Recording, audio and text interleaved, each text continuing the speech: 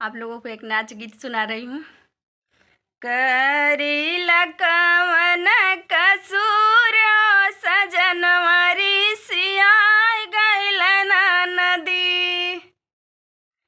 करीला कवन कसूर सजनवा रिसियाई गइल ना नदी।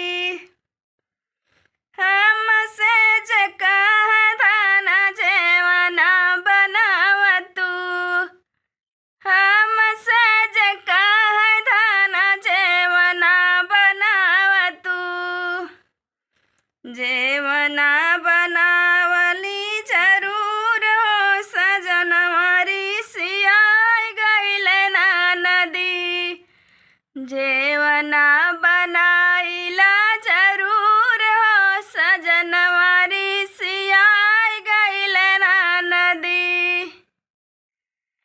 करीला कवन कसूर हो सजनवा रिसियाई गइल ना नदी। हमसे जे कहन धन गेड़ुआ भरावतू। गेड़ुआ भराइला जरूर हो सजनवा रिसियाई गइल ना नदी।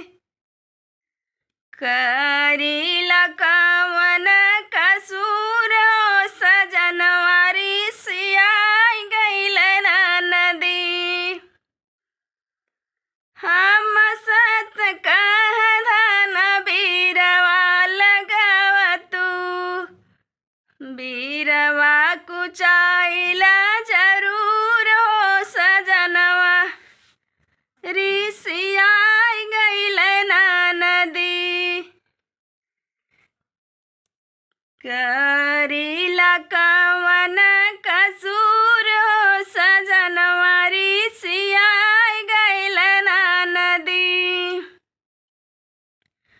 हमसे जे कहना से जिया लगावतू। हमसे जे कहना से जिया लगावतू। से जिया लगाइला जरूर हो सजनवा रिसियाई गइल ना नदी। करीला